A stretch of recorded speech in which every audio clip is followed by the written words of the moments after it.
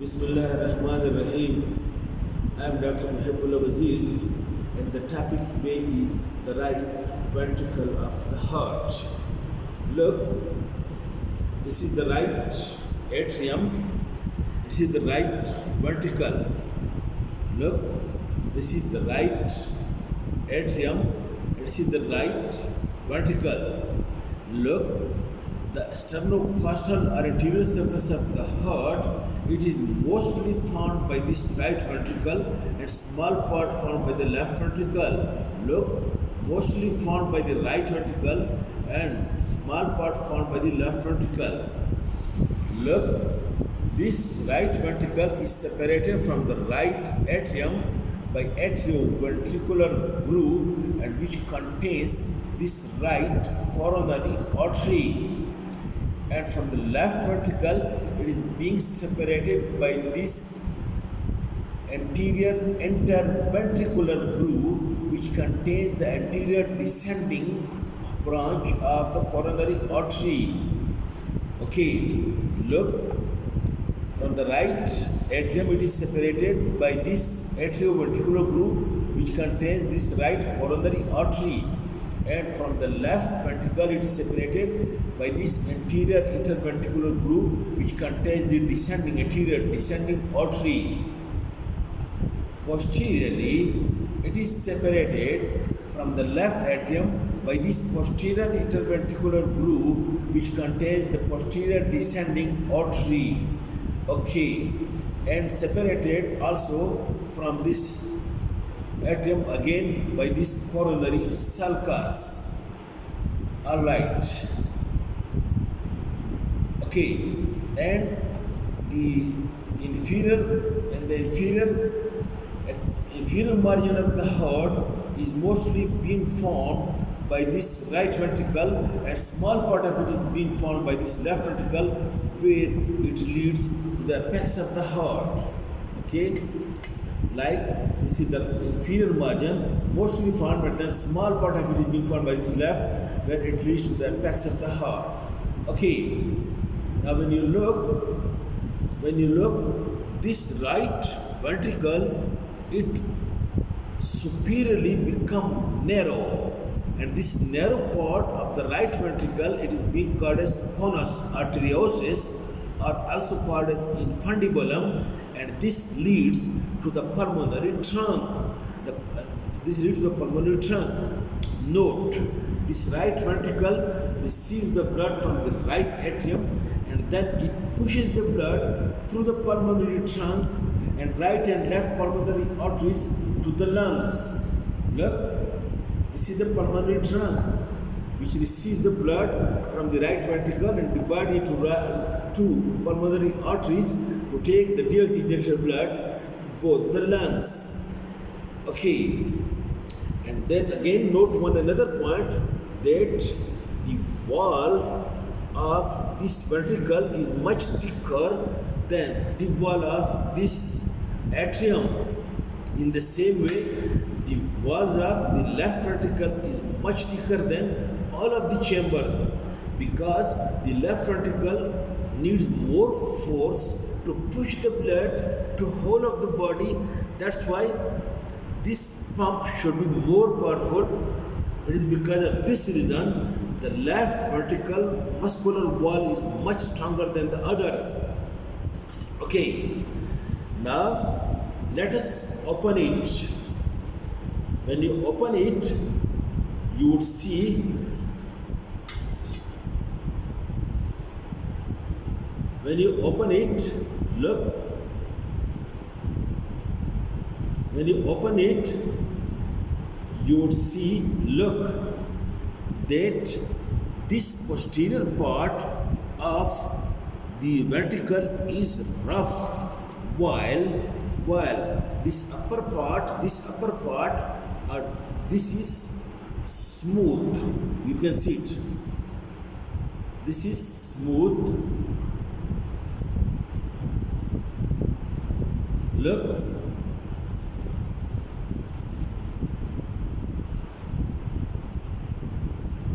Look, this upper part, this is smooth, and this posterior part, this is rough. You look it over here.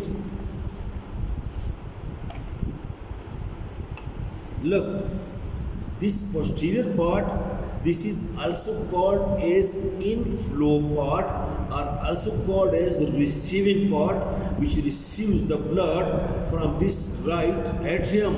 This is rough, while this outflow part, which is conus arteriosus or infundibulum, which leads to the pulmonary trunk, this is being smooth.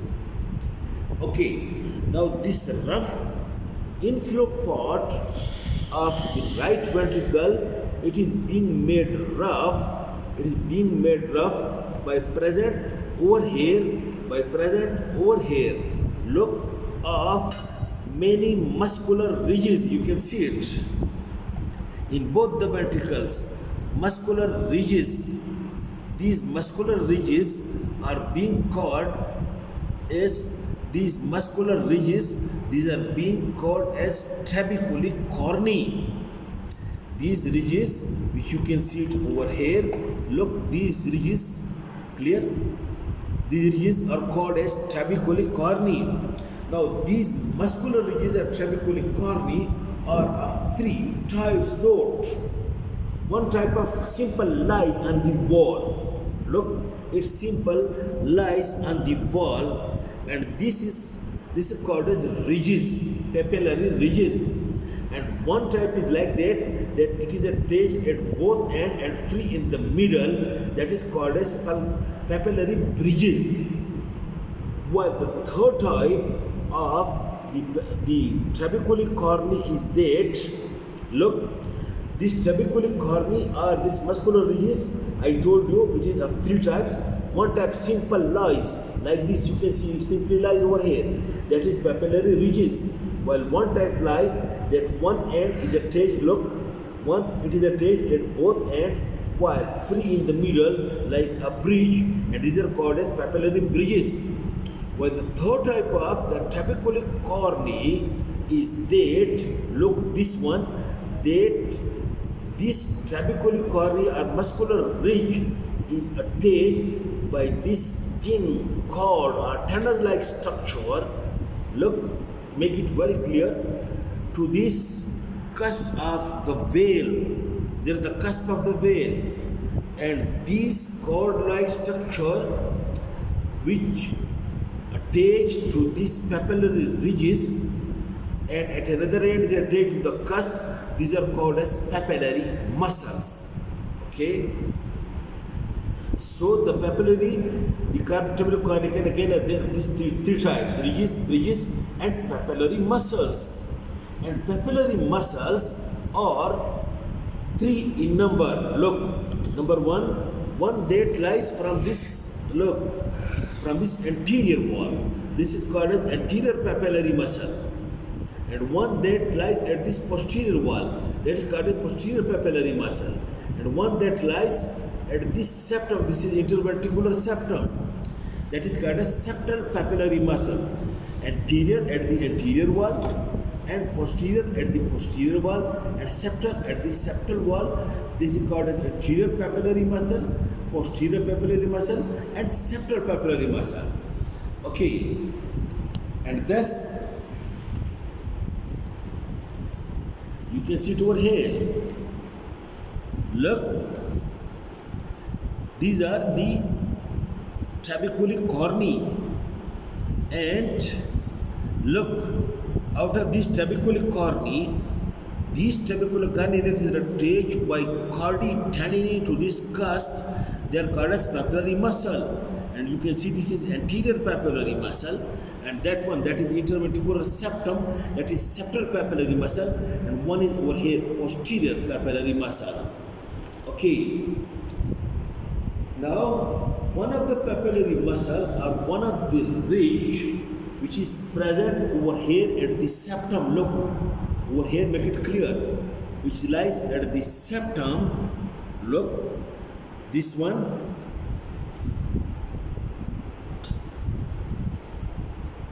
which lies at the, over here at the septum, and from this septum it extends over here towards the anterior wall of the right ventricle, that big bend of the papillary ridges, that is called as moderator band. This is called as moderator band, and from the septum to the anterior wall of the ventricle, and this moderator band transmits the right bundle branch of the conducting system. We will discuss the conducting system of the heart. One of the branches being transmitted through this moderator band. Okay, so this is the interior of the right ventricle, that it is rough in the posterior part and smooth in the outflow part, that is passing toward the infundibulum. And then over here are the trabeculae corni of 3 types, and the type of the trabeculae corni that is attached through the chordae tendinae to the cusp, they are called as papillary muscles. 3 muscles: anterior, posterior, and septal. Okay, alright. Now the right atrium and right ventricle. Look, this is the right atrium, this is the right ventricle. It is being separated from one another by this orifice. Look, this orifice, make it close. This orifice, look, this one, or look, this one. This is called as atrioventricular orifice, or also called as tricuspid valve. This atrioventricular orifice or tricuspid valve, it is unidirectional. It allows the blood to pass from the right atrium into the right ventricle, but do not allow the blood to pass back from the right ventricle into the right atrium. Okay, and look. Over here, first of all, a fibrous tissue ring. In this valve, a fibrous tissue ring is being fitted by Almighty Allah over here, that acts like a lintel. When you want to fix the doors, the flaps of the door, first we fix the lintel over there. In the same way, Allah has been fixed over here a fibrous ring in this orifice, and then to this fibrous ring you can see this cusps are attached like the cusp of the door. Look, this is one cusp and this is another cusp, and this you can see, this is actually the anterior cusp, and that is the septal cusp, and this is the posterior cusp. 3 cusps. One is anterior, and one is on the septal side, and one is on the posterior side, like that. Okay, if look over here, please look. This is the anterior cusp, this is the septal cusp, and this one is the posterior cusp. Look, 3 cusps. Like in the door, normally, look, in the door we have 2 flaps. One this side, one this side, they come close. But over here, one is this door, one is this door, and one from above. 3. In this way, that's why it is being called a tricuspid valve, that it consists of 3 cusps: anterior, septal, and posterior. And these cusps are then attached, and then these cusps are these cusps are being attached by this thin cord-like structure, which is called as chordae tendinae to these papillary muscles. Look how beautifully Allah has arranged these thin cords, or this chordae tendinae. It works for 60, 80 and 100 years, and it do not get damaged. What a beautiful look Allah has made. So these cusps, okay, and normally you can see the cusp is being projected into the lumen of the right ventricle. So when the right atrium contracts, the blood is being pushed over here into the right ventricle. But when the right ventricle contracts, what happens? That look, make it clear that this cusp and this cusp, close it, they are being united with one another like that by the contraction of the muscle as well as by the help of these papillary muscles. So they get close one another like this and do not allow the regurgitation of the blood from the right ventricle into the left into the right atrium. So this is being closed by the contraction of the papillary muscles, and this acts like tunnels, and that's why because its name is called as chordae. So this cusp then unite with one another, and if due to some reason this cusp disease, then there will be, during contraction of the ventricle, there will be regurgitation of the blood into the right atrium, which we call it as the tricuspid regurgitation. It will produce a sound which we call it as murmur.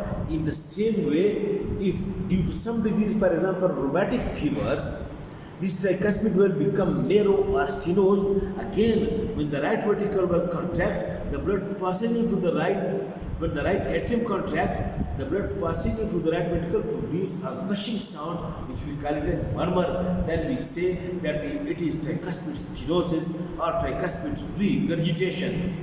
Look, and then the opening of the pulmonary trunk over here, it is also being guarded by three cusps, okay? But over here, note the unique formation that the cusp of the pulmonary trunk and aorta, they are not being attached to papillary muscle, but look, this is one cusp. In the same way, there are three cusps, okay? If this is pulmonary opening, one cusp lies over here, one lies over here, and one lies over here. Called as right, left, and anterior cusp. Look, cusps are like this. Look, this is this cusp. Look over here, please. Look, in this pulmonary and aortic, there are three cusps: right cusp, left cusp, and pulmonary cusp. And look, this is the free margin of the cusp. Present over here in this free margin, at this point, there is a thick nodule, which is called as nodule. While these margins of it is being thin, which is called as lunule. Look, you can see. Look over here, please. This is nodule and this is lunule. Now, when this ventricle contract, this cusp, they unite with the wall of the pulmonary trunk, and the blood is being pushed upward toward the pulmonary trunk. But when the ventricle dilates and when the blood want to come back to the ventricle, what happens? These cusps are being filled with the blood, and these three cusps in this way unite with one another and do not allow the blood to come back into the right ventricle. This is the mechanism of closure of the pulmonary orifice and aortic orifice, while the mechanism of the closure of the tricuspid and bicuspid vein is through the chordae and pulmonary muscles and the cusps. This is difference in the two. Okay, this is all about the right ventricle. Okay, thank you very much.